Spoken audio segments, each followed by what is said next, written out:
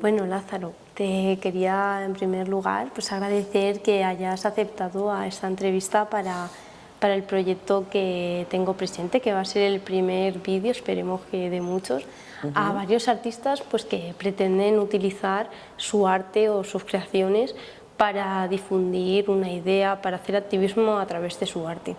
Entonces, bueno, tú te graduaste en comunicación audiovisual y estás diplomado en cine documental. Sí. Y bueno, tú estás aquí en este espacio, en el Centro Cultural Pedro Mercedes, con tu obra, con tu exposición de Quiero ser danzante, ¿no? ¿Me puedes contar un poquito pues, la idea y en qué se basa? O sea, básicamente empezamos por, si nos retrotraemos a julio, bueno, un poco antes incluso, desde el Alfar, la gente de la Mosa me dice que si quiero participar en este fanzine que está aquí, ¿no? Que es el de Cultura y Ruralidades, que lo iban a hacer por un foro que había aquí en Cuenca en julio. Y iban a utilizar, o sea, iban a llamar a diferentes artistas y cada uno iba a tener como un espacio y un trozo en el que iba a poder desarrollar una obra sobre la ruralidad, o relacionado con la ruralidad más bien. Y a mí me escriben y yo al principio como que pienso, pues les voy a decir que no porque yo no sé hacer fanzines, pero bueno, luego me lo pensé mejor y entonces dije, bueno, puedo hacer más cosas que no sean solamente dibujos y saqué, o sea, a mí siempre me había llamado mucho la atención el tema de los danzantes, era algo que ya venía rumiando desde hace un montón de tiempo, ¿no? Esa tradición de los danzantes en mi pueblo, y saqué las fotos. Me fui un fin de semana al pueblo, pedí ayuda a mi madre para que me consiguiese el traje y hice fotos tanto analógicas como digitales que luego aparecieron en el fanzine junto con el texto como veis ahí. Y a partir de que salieron muchas más fotos que quería seguir enseñando, hice la exposición, como que me interesaba que no se quedase solamente en el fanzine, sino poder imprimir las fotos en grande, mostrarlas, hacer como todo un recorrido, también mostrar el vídeo de Fabio, que aquí solamente aparece como un QR, y también pues llevar objetos físicos como las alpargatas y los palos, que también me interesaban como que se viesen de manera real, que también se vieron durante la exposición del fanzine, pero bueno, que en este caso pues quedan expuestas aquí en el Alfar. Pues una de las preguntas también que te iba a hacer a continuación era pues hablando un poco sobre pues todo esto que me has explicado de todos los materiales, aparte de estas fotos que has traído. Sobre todo me llamó mucho la atención el vídeo de Fabio, porque claro, tú llegas y de repente te encuentras con un señor cantando y ¿a dónde pretendías llegar grabando a Fabio? Claro, es que una cosa que se me da un poco mal es como enfocarme en una idea. Entonces en la exposición hay muchas ideas que están bailando todo el rato. Y una de las ideas que a mí más me interesaba con Fabio era dejar registro de la tradición oral de canto que él tiene, ¿no? Bueno, que se tiene en la zona y que muchas están escritas, pero muchas otras no están escritas y no están registradas en ningún sitio, y cuando Fabio muera, pues morirán y se perderá esa tradición, ¿no? Entonces me interesaba particularmente, también porque él ha sido una persona que me ha apoyado mucho con todo el tema de ser danzante, y quería como también rendirle ese homenaje, por eso también están sus palos y están sus fotos, y no sé, siempre ha sido una persona como que me ha ayudado mucho en ese sentido, y quería explorar todo el tema de grabarle y grabar su voz y dejar registro de eso, que esto es como una cosa muy pequeña que se desarrollará más con el tiempo seguramente, pero me interesaba mucho empezar por ahí. Qué bonito, ¿no? Querer pues, que al final esa tradición pues, perdure en el tiempo y que no... Sí, no sé, o sea, evidentemente las tradiciones cambian y irán pasando, o sea, irán evolucionando, pero me interesaba que toda la cuestión oral, que a mí es algo como que me llama mucho la atención toda la oralidad, también porque pertenece mucho a las mujeres, sobre todo en el mundo rural, no se perdiese, ¿no? En este caso en la figura de Fabio, pero bueno, como que hay muchas cosas de la oralidad que a mí me interesan y que precisamente por ser orales pues no perduran en el tiempo. Entonces quería como dejarlas en una vasija para que siempre estén al alcance de todos. Y todo este trabajo que has hecho, ¿a quién te gustaría que llegara? Tú cuando lo creas, cuando accedes a colaborar con la Mosa, ¿en quién tienes en mente? O sea, ¿quién es tu público objetivo? No tengo a nadie en mente cuando hago lo que hago. Genuinamente no tengo a nadie en mente. En plan, yo solo lo hago, esto y mis vídeos y todo. Yo lo hago y luego resulta que a la gente le llega y a la gente le emociona o no le emociona. eh, o llega a otra... O sea, por ejemplo, la exposición esta ahora está llegando a mucha gente del pueblo y de pueblos de alrededor. Sin embargo, el fanzine no creo que llegase a todas esas personas. Muchos de mis vídeos llegan más a personas queer, jóvenes, que a personas mayores del pueblo. Creo que es un público como que se va diversificando, pero yo no tengo en mente a nadie en particular cuando digo estoy haciendo esto para este público objetivo. Genuinamente es como algo que simplemente lanzo y luego rebota en muchos sitios, pero yo de verdad que no tengo a nadie en mente. Y entrando un poco más en el tema de pues, tu proceso de esa transición, ¿qué has experimentado a lo largo de tu evolución artística que esto haya influido? Y, o sea, ¿cómo crees que esto ha influido? Sin duda, o sea, ha influido porque la vida pasa por los procesos artísticos, entonces en el momento en el que yo empiezo a cuestionarme toda mi identidad de género y empiezo a entenderme como una persona trans, como una persona no binaria, como una persona que trasciende más allá de ser hombre o mujer, empiezo a jugar con los pronombres, a jugar con mi nombre. Eso todo yo no sé cómo explicarlo y no sé cómo...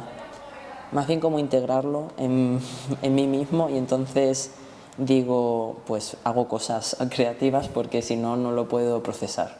Y para procesarlo pues hago piezas, hago fotografías, hago lo que me escribo, pero bueno, simplemente es como una forma de proceso de toda mi identidad, y por eso está ahora mismo tan vivo, ¿no? O sea, como ese proceso está tan vivo, está en todas mis obras de ahora. No es algo como que yo crea que vaya a perdurar toda la vida. Evidentemente mi transición y mi identidad de género irá fluctuando, irá cambiando y será algo que me lleve toda la vida, pero no creo que toda mi obra vaya a girar en torno a eso siempre tampoco.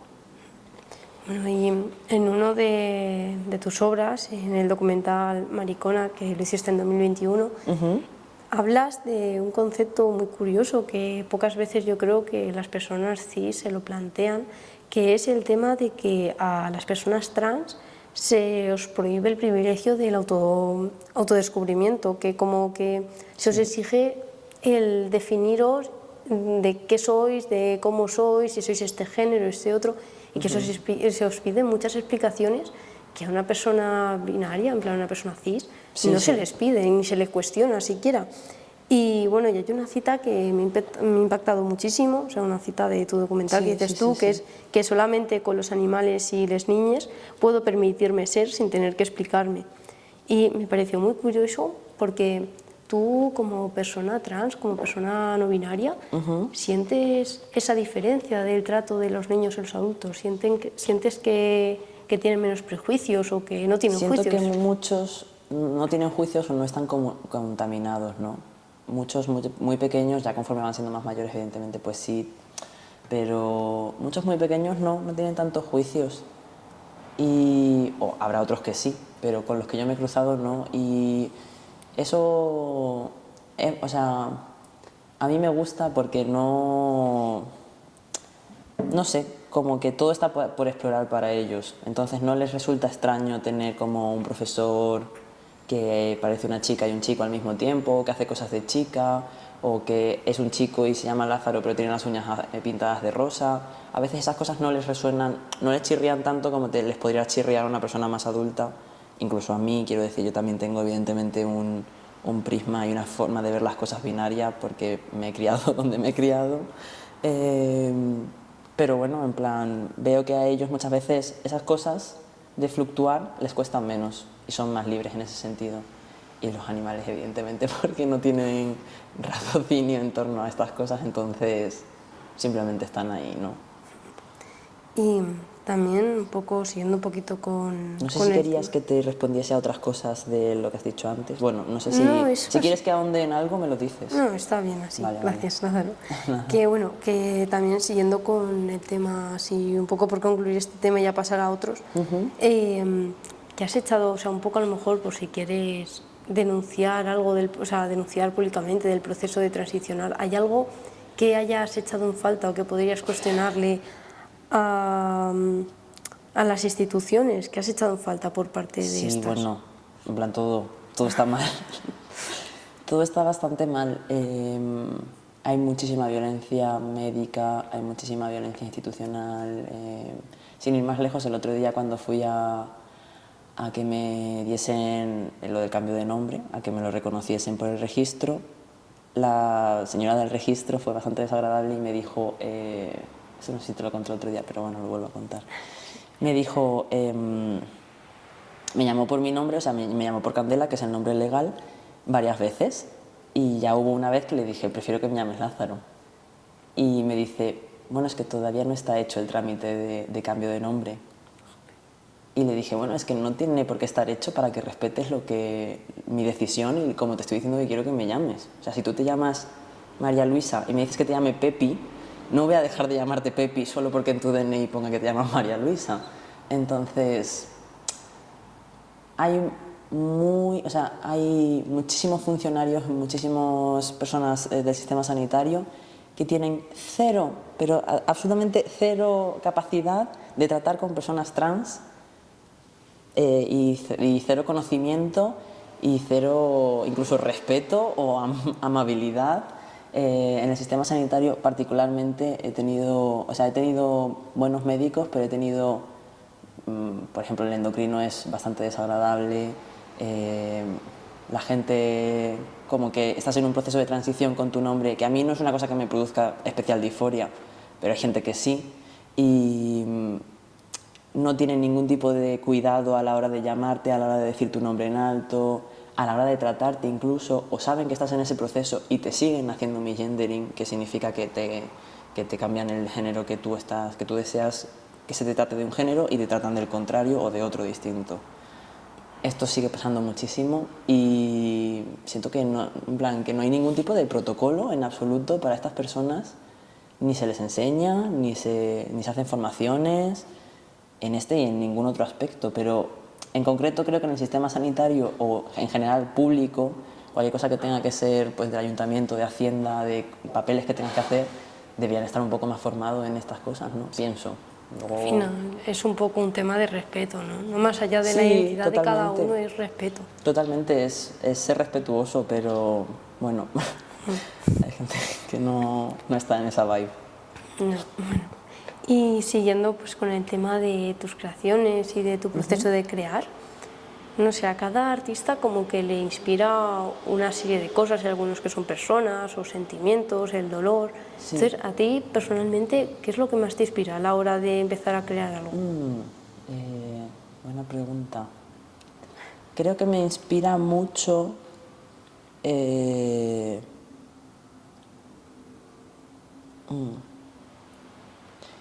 más que retratar como injusticias o hacer activismo, o sea, eso sale porque la vida es así y retrato cosas que son injustas o que tienen que ver con el activismo. Pero más que eso, creo que me inspira mucho más como poner palabras a sentimientos poner palabras a sentimientos que no sé cómo describir y que siento que muchas otras personas también los están sintiendo y al sentirme como tan solo digo, no puede ser que yo sea el único que estoy pensando esto. Entonces lo hago y hay gente que justamente también lo está pensando y también lo está viviendo o sintiendo y sí, en plan, me gusta mucho más como que conmover es mi gran fin en la obra que yo puedo hacer.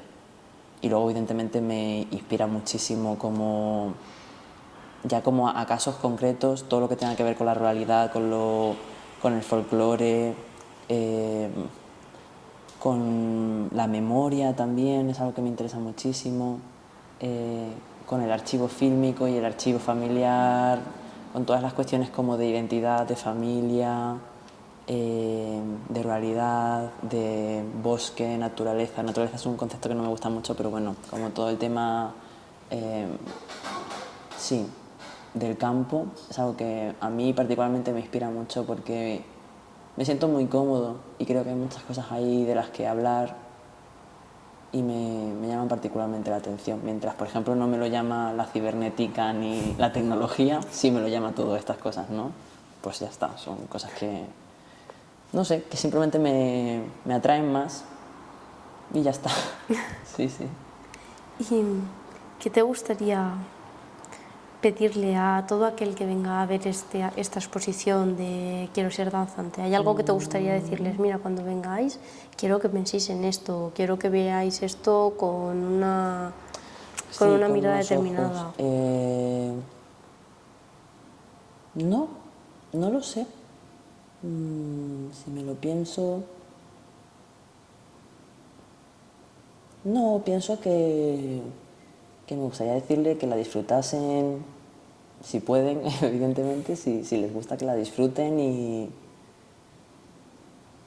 No les diría nada más. Me gustaría como que me dijesen ellos a mí qué les ha parecido, qué les ha removido, qué han sentido cuando lo han visto, si no han sentido nada, si han sentido mucho, si simplemente les ha conmovido una cosa en particular. Eso sí que me resulta más interesante. No tanto decirles yo, sino que los espectadores o las personas que fuesen me digan a mí, pues esto es lo que más me ha gustado o lo que menos, o lo que me ha removido por dentro. Y bueno, ¿tienes algún proceso o algún ritual que sigas a la hora de crear, a la hora de empezar a hacer un guión o de plantearte una idea? No, la verdad que mis procesos son bastante intuitivos. En general me muevo mucho por lo que a mí me va llamando, ¿no? Y evidentemente los tiempos de capital y de mis trabajos. O sea, quiero decir, si no tengo dinero no puedo ponerme a hacer cosas, o si no tengo tiempo no puedo ponerme a crear. Y está genial cuando tienes ese tiempo y te lo puedes dedicar, ¿no? Pero luego dentro de si tengo ese tiempo y los parámetros son ideales para crear, no tengo ningún tipo de, de guión establecido. Consumo mucho, veo mucho, me gusta mucho tener como de repente muchos estímulos, porque esos estímulos me disparan a otras cosas que son muy interesantes. Entonces cuando no tengo estímulos a veces pues no hay nada, ¿no? Pero esos estímulos pueden ser desde ir a una exposición en Madrid hasta ir a casa de mi madre y que me cuente una historia de cuando era pequeña y decir, quiero hacer una película sobre esto, ¿no? Bueno, pues estar en contacto, ¿no? Con la gente, eso me dispara mucho. Pero luego son procesos bastante intuitivos que, que llevan como, no sé, yo creo que me comunico bastante bien con ellos en ese sentido, con los proyectos, ¿no? Y siento cuando me están pidiendo más cosas o cuando me pidan parar o cuando me piden respirar o cuando me piden que haga otra cosa. Creo que en esa comunicación con ellos estoy bien, porque luego el proyecto tiene como vida propia, ¿no? Y esto es algo que a mí me fascina, que luego el proyecto sale y yo ya no lo puedo controlar.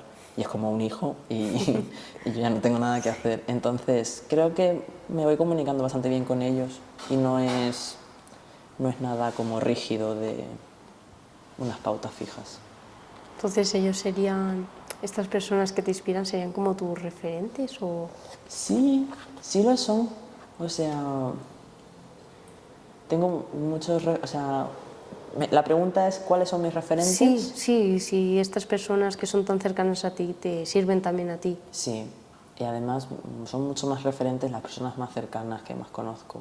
También porque los referentes como pues, directoras de cine famosas o cosas así están genial y son mis referentes evidentemente, pero